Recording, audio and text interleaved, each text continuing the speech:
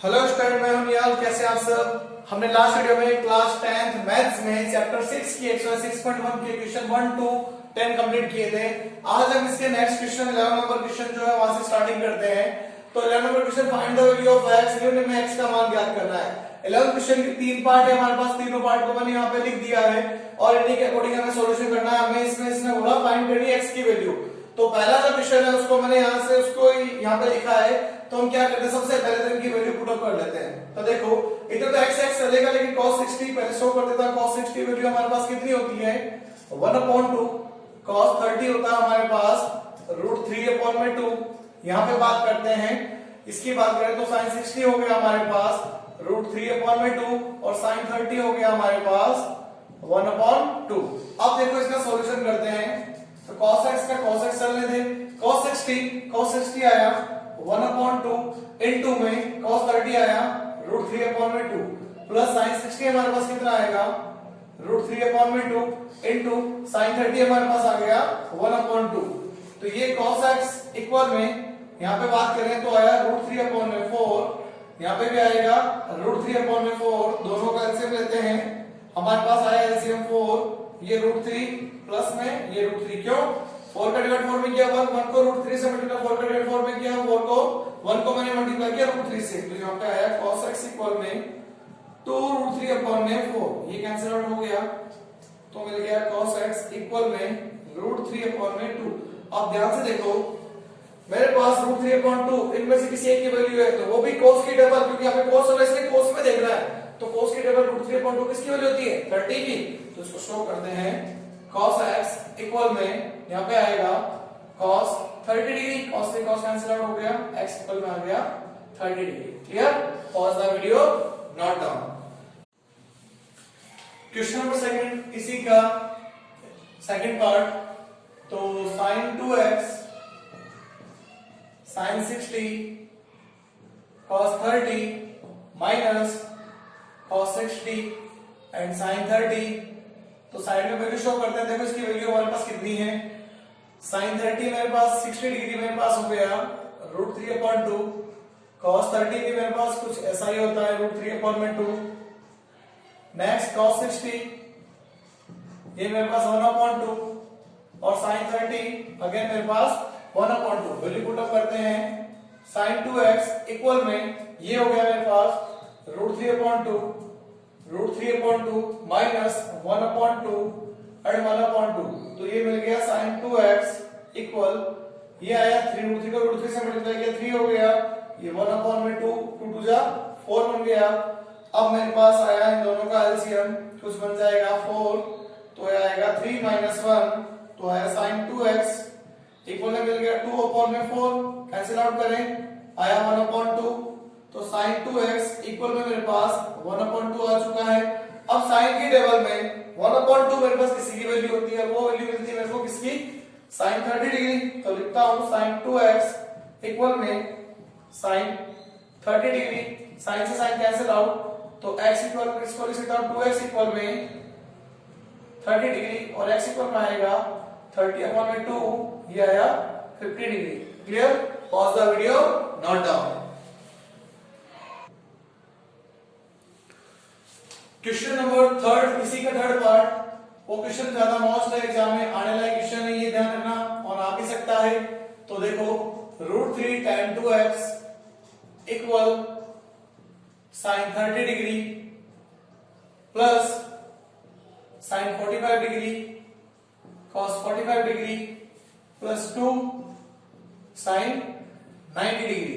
तो मेरे पास वैल्यू देखो कितनी आ जाएगी, यहाँ पे sin 30 की बात करें तो आया 1/2, sin 45 की बात करें तो आया 1/√2, cos 45 की बात करें तो ये भी आएगा 1/√2 और यहाँ पे sin 90 की बात करें तो ये आएगा 1।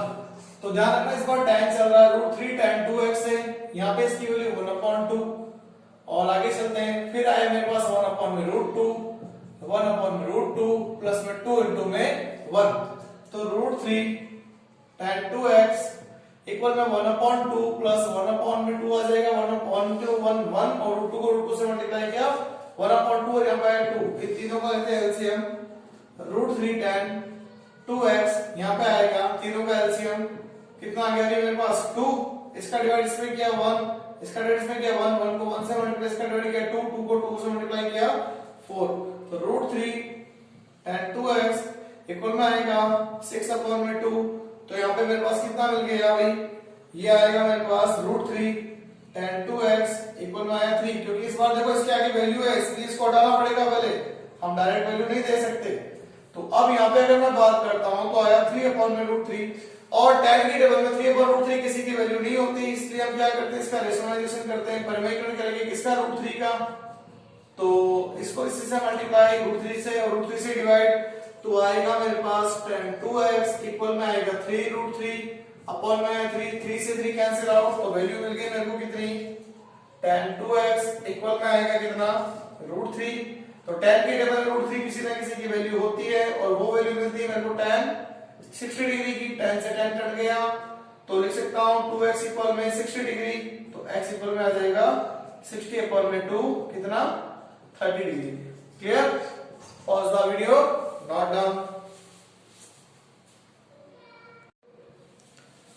स्टार्ट। अब हमारे पास जितने भी ट्रिग्नोमेट्री में क्वेश्चन आने वाले हैं वो सारे प्रूव दैट के क्वेश्चन आएंगे, जिसके अंदर हमें कुछ ना कुछ प्रूव करना होगा। तो उसका सबसे पहले क्वेश्चन नंबर हम 12 देखते हैं। 12 नंबर क्वेश्चन में देखो क्या ध्यान रखना भी, ये ऐसे क्वेश्चन है, इसमें हमें क्या करना है, एलएचएस पार्ट लेके चलना, आरएचएस को प्रूव करना है। क्लियर?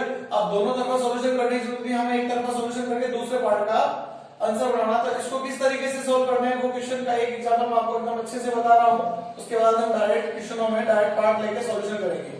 तो आपको एलएचएस पहले से शो करना है, एलएचएस की वैल्यू क्या दे रखी, वापस वो को वही रिटर्न में आपको लिखनी है। जैसे cos 30 है तो cos 30 शो करना पड़ेगा, sin 60 भी लिखना पड़ेगा, इसके बाद 1 प्लस यहाँ पे cos 60, फिर मेरे पास चल रहा है sin 30, हमें सारी वैल्यू लिखनी पड़ेगी। इसके बाद हमें साइड में शो करना है इनकी वैल्यू क्या क्या बनती है। जैसे cos 30 है हमारे पास, तो वो cos 30 हमारे पास बनता है √3/2, sin 60 की बात करें तो वो भी √3/2, और हमारे पास cos 60 की बात करें तो वो होता है 1/2, और sin 30 की बात करें तो वो भी होता है हमारे पास 1/2। मेरे को एलएचएस पार्ट लेके ये वाला पार्ट प्रूव करना है, तो स्टार्ट करते हैं सॉल्यूशन करना।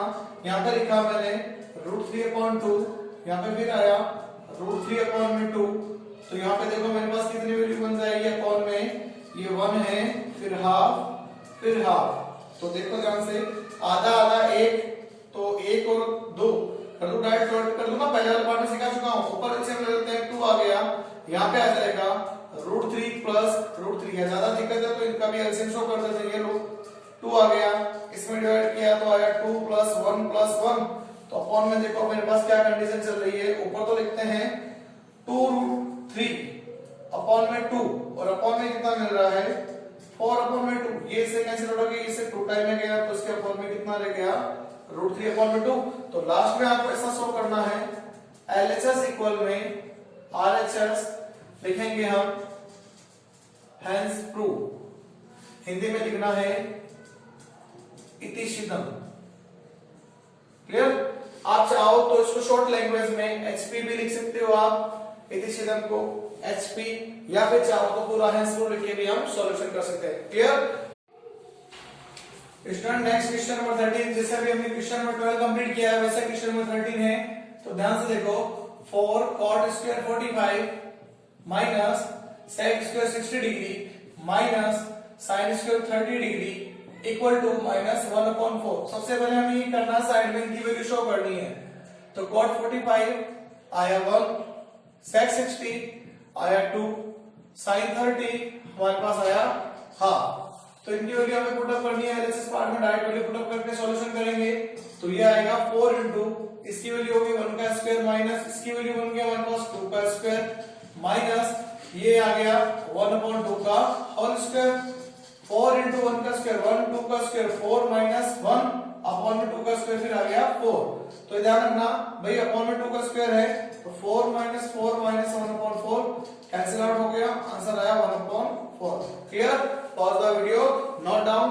स्टूडेंट ध्यान रखना, हमारे पास अब ये जितने भी क्वेश्चन है आज मैंने सॉल्यूशन कराया, आप इनको वापस एक बार अपनी फेयर कॉपी में जरूर सॉल्यूशन करके देखेंगे और इसको नोट करेंगे क्वेश्चनों को, क्योंकि आपके एग्जाम अभी तक होने बाकी हैं। तो स्टूडेंट ये बात ध्यान रख रहे हैं, जिन बच्चों के अभी तक एग्जाम हुए नहीं है 10th क्लास के मैथ के, उनके एग्जाम जरूर होंगे। बहुत जल्द आपको एग्जाम की डेट मिल जाएगी। तो ध्यान रहे, आप इन क्वेश्चनों का अधिक से अधिक रिवीजन करके घर पे क्वेश्चनों को सॉल्यूशन जरूर करें और ध्यान रखें अपना, स्वस्थ रहे और सुरक्षित रहे। ओके।